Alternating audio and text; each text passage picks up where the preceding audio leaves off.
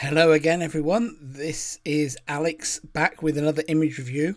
Still working through that first pass of images from my recent Canada trip, taken at the end of September, beginning of October 2025. This is the fifth video of that first pass, and the theme of this one is kind of everything else. There is one more after this, which I think is crustaceans, but this is kind of a mix of stuff. So there's a bit of topside in this one, anemones and echinoderms, and there's a jellyfish there as well, and other things. And yeah, so a mix of stuff. I'll just run through these. I think this will be quite a quick episode. As always, the camera settings are on the right hand side.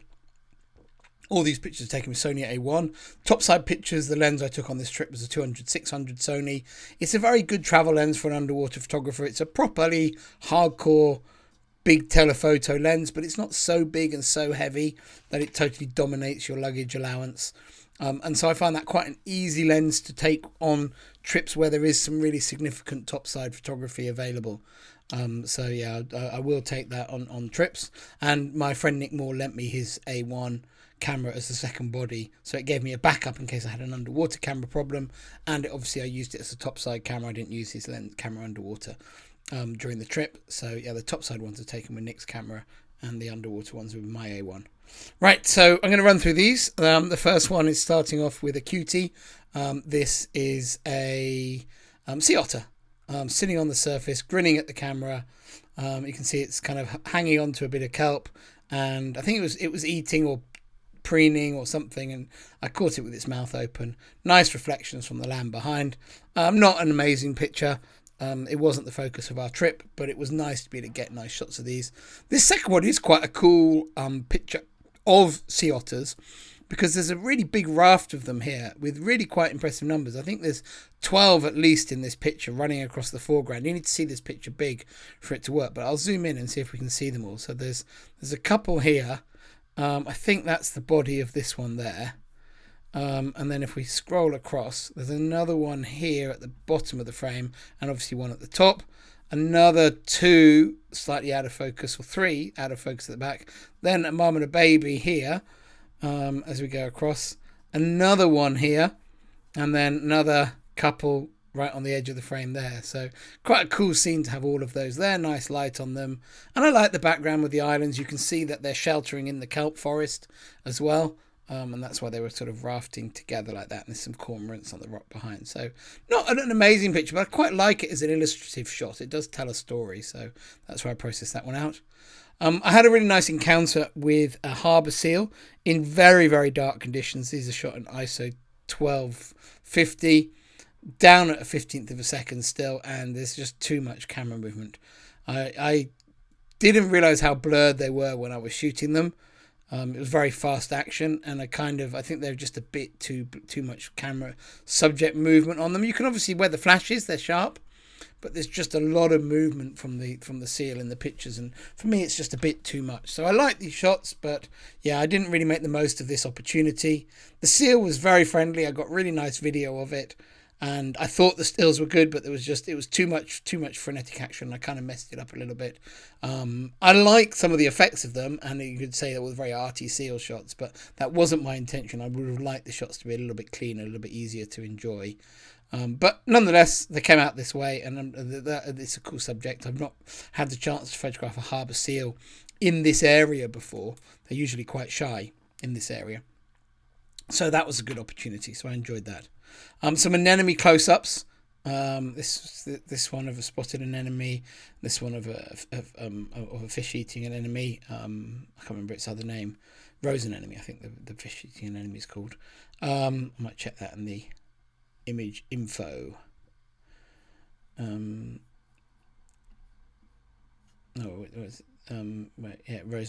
anemone. So just very like our daily anemones here in the UK.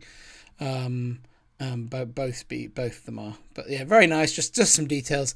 This one here shot, I think, with single strobe, just to create all those shadows in the picture, and this one with two strobes, creating no shadows but really focusing your eye on the patterns. Another top side. This is an American crow. There's lots of crows around the resort, and they're very used to people, so they're easy to shoot. This was in the rain. You can see the raindrops falling at the back a little bit. There wasn't much rain, just a little bit. There's one at the top there you can see quite clearly, just falling down. But it was, yeah, it was nice to just shoot this crow. It was just a grab shot, really. I was walking past with the camera, but nice to be able to tell his story. And he was calling at this time, so I just timed my shot to get him with his mouth open. Some pretty little brittle stars. There's quite a few of them in this picture, as you can see, on the yellow sponge, which I thought was just a really nice colour combination with the red brittle stars on the yellow sponge. And back to another cutie. This is a sea otter busy eating sea urchins, and this is a really kind of important environmental story. The sea otters were hunted by humans really heavily till they were almost extinct across their entire range, and they've slowly been, with the help of people, slowly been recolonizing that range. And they're very important because they are voracious predators on the sea urchins, and if the sea urchins don't have predators, they are themselves voracious herbivores, and they mow down the kelp forest, which supports hundreds of other animals, or other species. So these sea otters are really important in controlling the urchin numbers and therefore maintaining the kelp forests in this environment. And you can see this one here has got one urchin ready to eat, and it's busy popping the tasty bit of the urchin into its mouth. And I think that's actually is the mouth parts of the urchin that it's sticking in its mouth there. This is another one that's got 3 sea urchins, and one of them it's already broken in half, and I think it's busy eating this half, and this half it's broken.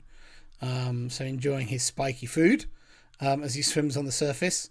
And I think this is the same individual, but a little bit later in that same feast, and you can see he's busy here, tongue out, licking the inside of this urchin. The sea otters are ridiculously cute animals, it have to be said. So yeah, nice to get the chance to photograph those, and just taken, off the back of the dive boat with a telephoto lens, either on a surface interval or as we were about to head back into the resort. This is actually in the bay of the resort, and this is just is it a grey heron? I can't remember the North American heron species this is. I think ours is the grey heron. So theirs is maybe the blue heron. Blue heron bridge in America. It probably is blue heron. This is a heron just taking off. It probably actually scared by our boat coming in, and it's decided to leave. But you can see all the specks of the waters it's taken off there. One of the things the bird photographers often try and get is they always say the top of wings are nicer than the bottom of wings.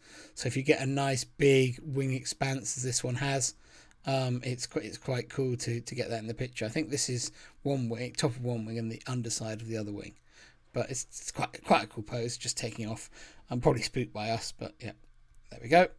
A snooted shot of a small plumose anemone. They are very pretty in themselves. There's 100 billion squillion of them around this area, so you don't tend to often focus on an individual one. But the plumose anemones are very beautiful, and this is just a shot celebrating one. And this is another plumose lit a different way. This is lit entirely by my torch. I just took my torch off my camera, put it on the seabed, my focus light, put it on the seabed behind the anemone, and shot it backlit with the algae. So that's shot at f7.1 at 1/320th, and that's at f14 at 1/60th. Right. Detail of a starfish, the top of starfish. You can see the gills and the gaps here in between them a little bit, between these these armor plates, and there's a couple of shots similar to that. This is the same species. The gills are extended more in this picture. You can see them coming out here. But yeah, nice to they're very nice. I've often shot these before, but I realized this time, if you shoot the middle of the disc, you don't get these lines of these features on them, whereas if you go to the tops of the legs, you get these lines, and that's, I think, it makes for a more interesting image. So it's not just a random pattern, there's actually some structure to it. So yeah, my tip on these is to shoot super high magnification, and these are both SMC3 shots, as is this, taken at the top of the legs. And this is another starfish, a orange and purple sunstar, I think, and yeah, this is just the middle of the disc where the pattern starts from. And yeah, these are both very classic shots of these subjects in that area, but it's always nice to pick them up. It's always nice to get good examples of them. And yeah, those are both done on the House Reef dives. This is a egg yolk jellyfish.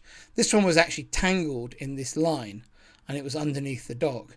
And the straight shot of it, it was sort of very obviously tangled, and it just didn't, the sort of the emotional reaction to the shot was poor jellyfish. Whereas for this image here, I just did some shot with a bit of camera rotation in the picture, and I really did that just to hide the fact that it was tangled up in shallow water, because it was cool having the jellyfish right below the dog, but as a straight shot it was too obviously tangled. So I did this spin shot. I really like the way that the spin has rendered all these little holes in the dock as these kind of weird squares, and I think that's rather nice visually. So yeah, it's a tangled up jellyfish whose tentacles have got caught on the on that line. It's particularly the plumos and enemies that catch these. So I think they feed on them actually. So they are trapping them. But yeah, I don't really like the trap shot. So it was a nice way of hiding it with the spin. Some more of these pretty little brittle stars on the sponge. There's just 2 in this shot, but they got really nice patterns on them. So they make for quite pleasing shots. There's quite a bit of variation between them, just like our brittle stars in the UK. And on the yellow sponge, it's just wall-to-wall colour. Not the most exciting subject, but if someone wants a picture of a brittle star, you're not going to find a prettier colour combination than that, really. Other end of the size scale, this is a humpback feeding. You're not supposed to get too close to them there. There's quite strict rules about approaching them. So it's quite a long distance shot. We'd obviously stop the boat for a while. I'm hoping the humpbacks might come closer. But here the humpback was coming up and feeding. It just lunged into a school of bait fish. You can actually see the bait fish scattering here away from the humpback. And actually there's also, just zoom back in again. Ooh, there's also a little auk or something here, a bird swimming away from the humpback whale. You can see the pectoral fins of the humpback there as it splashes at the surface, lunging at this prey. So yeah, quite a cool action shot. The whale didn't really come fully out the water, but yeah, I think, and I was shooting this on digger, so this was the best frame with all the birds and the spray. I like these birds up at the top here, hoping to get a free meal out of it. Oh, I can't zoom in correctly, but there we go. A more serene shot of a humpback just disappearing down. I like this shot because it was amazing how close into shore they come. They really come right in against the rocks. And yeah, just so I took this shot because it showed that, there's this great big whale, but it's really in a very narrow stretch of water right close in to where there's kelp and rocks and trees. And so I like the fact that although it's not the world's most amazing whale tail shot, I like the setting in which the whale tail is, with just land all around it, which is quite unusual for a picture of a whale. I don't know what that is there. There's a mark of some sort. I don't know if it's on the lens or it's in the trees. Maybe it's a bit of dead tree. It looks a bit like one of these, doesn't it? Not sure what that is. Right. This was a young snow goose that came into the resort. Just a pretty little bird. It was in the bay of the resort. It appeared and it was just swimming around. So I lay down on the dock and just took this low angle shot of it. Nothing particularly amazing. But yeah, nice to get that. And having got it, I thought I'd process one of them out. And I didn't crop this too tightly. I could have cropped it more and made a more dramatic shot, but I felt like it's a high resolution file. A magazine could crop this vertical, could crop it horizontally. I would expect any magazine to crop this to use it if they ever used it. But I decided, since I was only ever going to process one shot of it, I was just going to leave it a bit small in the frame like that. And then the final picture is of these green urchins as part of an urchin barren. So this is what happens when there aren't sea otters. This is taken down in Campbell River, and the urchins run riot and they mow all the algae off the seabed, all the seaweeds off the seabed, and you just end up with huge numbers of urchins. And these are the green sea urchins there, and there's a red sea urchin at the bottom there. So yeah, quite a scarily awesome sight. So yeah, pretty interesting. Right, hopefully that was an interesting run through, and I'll be back again soon with the final one of these Canada run throughs.